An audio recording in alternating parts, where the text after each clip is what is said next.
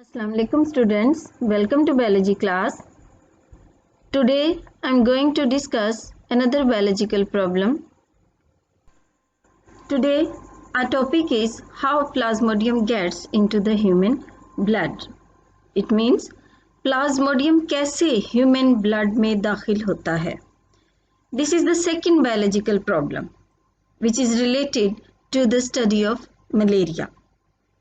In my previous lecture I have discussed first biological problem regarding the study of malaria, where biologists were having following observations. Number 1, malaria is associated with marshes and drinking water of marshes does not cause malaria.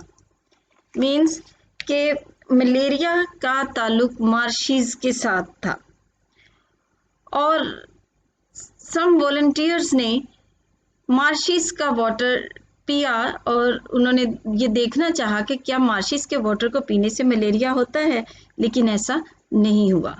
इसका मतलब है from these observations it can be concluded that Plasmodium was not in Marsh water. Means कि Plasmodium फिर कहीं और है. Means मार्शिस के round about कहीं और है, वो मार्श वाटर के अंदर नहीं है. A.F.A. King was another scientist. He was a physician who listed 20 observations, out of which we will discuss 3 observations here. Number 1, people who slept outdoors were more likely to get malaria than those who slept indoors. Means वो लोग जो घर से बाहर सोते थे उनको malaria ज़्यादा होता था उनकी निस्बत जो घर के अंदर होते थे. People who slept under fine nets were less likely to get malaria than those who did not use such nets. और वो लोग जो रात को सोने के लिए नेट्स का इस्तेमाल करते थे उनको मलेरिया नहीं होता था, जबकि वो लोग जो नेट्स का इस्तेमाल नहीं करते थे उनको मलेरिया होता था. Individuals who slept near a smoky fire usually did not get malaria. और वो लोग जो धुएं के आसपास सोते थे ये देखने को मिला कि उनको भी मलेरिया नहीं होता था. On the basis of his observations, A.F.A. King formulated hypothesis that is mosquitoes transmit plasmodium and are involved in the spread of malaria. Means ये मॉस्किटोज ही हैं जिनकी वजह से प्लाज्मोडियम ह्यूमन बॉडी में ट्रांसमिट करता है. मीन्स ह्यूमन बॉडी में दाखिल होता है और मॉस्किटोज ही की वजह से मलेरिया स्प्रेड करता है. मीन्स मलेरिया मॉस्किटोज की वजह से फैलता है. ये हाइपोथेसिस थी A.F.A. किंग की. So to prove this hypothesis he made deductions. Look at this. If mosquitoes are involved in the spread of malaria, then number 1, plasmodium should be present in mosquitoes. Means कि अगर mosquitoes की वजह से malaria फैलता है तो इसका मतलब है mosquitoes की बॉडी में plasmodium होना चाहिए. And number 2, a mosquito can get plasmodium by biting a malarial patient. और एक मॉस्किटो कैसे प्लाज्मोडियम को हासिल कर सकता है? अगर वो मलेरियल पेशेंट को बाइट करे. सिर्फ मलेरियल पेशेंट को बाइट करने से ही मॉस्किटो प्लाज्मोडियम हासिल कर सकता है और फिर जो है इसकी वजह से मलेरिया स्प्रेड हो सकता है. सो A.F.A. किंग की हाइपोथेसिस को और उसकी डिडक्शंस को प्रूव करने के लिए बहुत से साइंटिस्ट ने इन पर एक्सपेरिमेंट्स किए. In order to test the deductions, in 1880s, Ronald Rose, a British Army physician working in India, performed important experiments. In his first experiment, he allowed a female Anopheles mosquito to bite a malarial patient. Ronald Rose ने female anopheles mosquito को use किया. Anopheles mosquitoes की एक type है और उसमें से female anopheles mosquito को उसने चूज़ किया मलेरियल पेशेंट को बाइट करवाने के लिए। Then he killed the mosquito some days later, और कुछ दिनों के बाद उसने उसी मॉस्किटो को किल करके देखा, और उसने क्या देखा कि Plasmodium was found multiplying in mosquito stomach. उसने देखा कि मॉस्किटो के स्टमक में प्लाज्मोडियम मौजूद था, ना सिर्फ मौजूद था बल्कि वो वहां पे मल्टीप्लाई कर रहा था। मीन्स कि प्लाज्मोडियम वॉज रिप्रोड्यूसिंग देयर, और अपने जैसे बहुत से प्लाज्मोडिया वो प्रोड्यूस कर रहा था। इट मीन्स कि फीमेल एनोफिलीज मॉस्किटो ने मलेरियल पेशेंट को बाइट करने के बाद वहां से प्लाज्मोडियम पिक कर लिया, यानी वो अब female anopheles mosquito infected mosquito बन गया। The next step was to allow an infected mosquito having plasmodium to bite a healthy person. But scientists avoid using human beings for experiments because results could be so serious. अब next step ये होना था कि infected mosquito ने, जिसके अंदर अब Plasmodium आ चुका है, इसने हेल्दी ह्यूमन बीइंग को बाइट करना था, ताकि ये प्रूव हो सके कि इन्फेक्टेड मॉस्किटो का प्लाज्मोडियम ह्यूमन बीइंग में ट्रांसमिट हुआ है कि नहीं। But it was so risky. Scientist ने इस पर्पस के लिए ह्यूमन बीइंग्स को इस्तेमाल नहीं किया। Because if hypothesis was true the healthy person would have got malaria, क्योंकि अगर हाइपोथेसिस ट्रू थी तो फिर इसका मतलब था कि ऐसा करने से उस हेल्दी पर्सन को मलेरिया हो सकता था। लिहाजा साइंटिस्ट ने ह्यूमन बीइंग को यूज़ करने से अवॉइड किया, और इसके बजाय उन्होंने बर्ड्स पे इसी एक्सपेरिमेंट को किया, और इस पर्पस के लिए उन्होंने स्पैरोज को यूज़ किया। In his next experiment, Ronald Ross used sparrows instead of human beings. He allowed female Culex mosquitoes to bite on the sparrows suffering from malaria. Ronald Ross ने इस एक्सपेरिमेंट के अंदर female anopheles mosquito को use करने की बजाय उसने female culex mosquitoes को यूज़ किया, और उनसे उन स्पैरोज को बाइट करवाया जिनको मलेरिया था।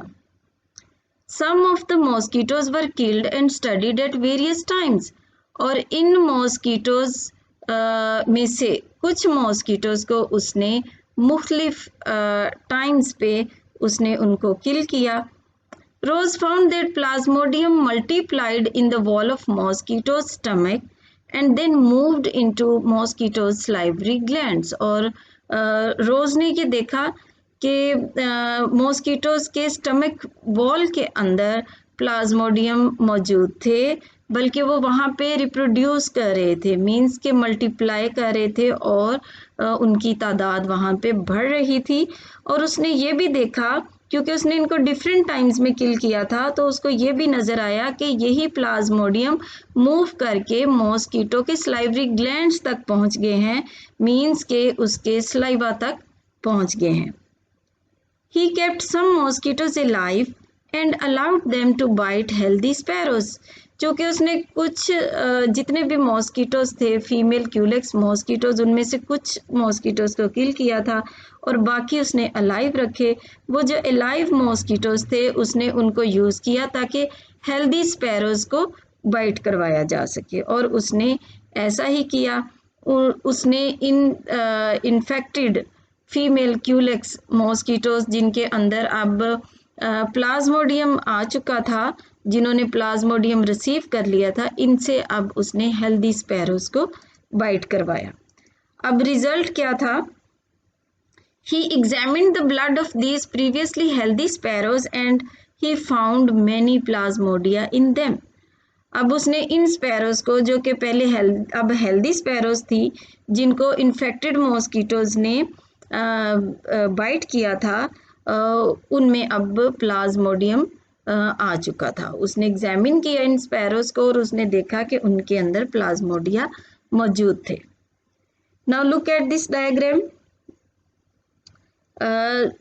this is the Culex mosquito, and Culex mosquito bites the sparrow ill with malaria, जिसको मलेरिया है और उसको उसने बाइट किया, and then received plasmodium, यानी इस स्पैरो से जिसको मलेरिया है, इससे प्लाज्मोडियम जो है वो ट्रांसमिट हो गया into the female Culex mosquito. Then this female Culex mosquito then bite the healthy sparrow, and then plasmodium from the infected female Culex mosquito is transmitted to the healthy sparrow, and this healthy sparrow then became ill with malaria. फिर उस healthy sparrow को malaria हो गया. सो इस तरह से हमने देखा इस एक्सपेरिमेंट के थ्रू कि प्लाज्मोडियम किस तरह से मलेरियल स्पैरो से, ऐसी स्पैरो जो कि मलेरियल पेशेंट थी, जिसको मलेरिया था, इन्फेक्टेड स्पैरो थी, उसमें से प्लाज्मोडियम ट्रांसमिट होके फीमेल क्यूलेक्स मॉस्किटो में आया, और फीमेल क्यूलेक्स मॉस्किटो से फिर आगे हेल्दी स्पैरो में ट्रांसमिट हुआ, और हेल्दी स्पैरो को भी मलेरिया हो गया. यानी इस तरह से प्लाज्मोडियम जो है वो ट्रांसमिट होता है मॉस्किटोज के through, and we can say mosquitoes के थ्रू प्लाज्मोडियम ट्रांसमिट होता है, एंड मलेरिया स्प्रेड भी करता है मॉस्किटोज की वजह से. In 1898, Italian biologist allowed an Anopheles mosquito to bite a malarial patient. The mosquito was kept for a few days, and then it was allowed to bite a healthy man. इस experiment में Anopheles mosquito के ज़रिए malarial patient को bite करवाया गया, और फिर ये एनोफिलिस मॉस्किटो जो कि इन्फेक्टेड मॉस्किटो हो गया, इससे फिर हेल्दी पर्सन को बाइट करवाया गया. एक्चुअली ये वही एक्सपेरिमेंट है जिसको फर्स्ट टाइम रोनाल्ड रोज ने परफॉर्म किया, लेकिन उसने हेल्दी पर्सन को इसमें यूज़ नहीं किया ताकि उसको इन्फेक्टेड एनोफिलिस मॉस्किटो बाइट करे. उसने ऐसा रिस्क नहीं लिया. But in 1898 Italian biologist allowed the Anopheles mosquito, infected Anopheles mosquito, to bite the healthy man. This person later became ill with malaria. ये healthy person जो था फिर इसको मलेरिया हो गया. Look at this diagram. This is the Anopheles mosquito. You can see in the first phase, this is the man ill with malaria, and this Anopheles mosquito bites this man who is a malarial patient. जो ही ये Anopheles mosquitoes को bite करता है तो Plasmodium जो है from the malarial patient transmits into the Anopheles mosquito, and when this infected Anopheles mosquito who gets plasmodium from the malarial patient, when this mosquito bites the healthy person, then plasmodium from the infected Anopheles mosquito is then moves into the healthy man, which then become ill with malaria. So because of the mosquito, plasmodium is transmitted from one person to the other person, and then due to the mosquito malaria spreads. इस तरह malaria जो है वो फैलता है. So hypothesis, mosquitoes transmit plasmodium and are involved in the spread of malaria was proved true. So ये hypothesis जो है ये true साबित हो गई.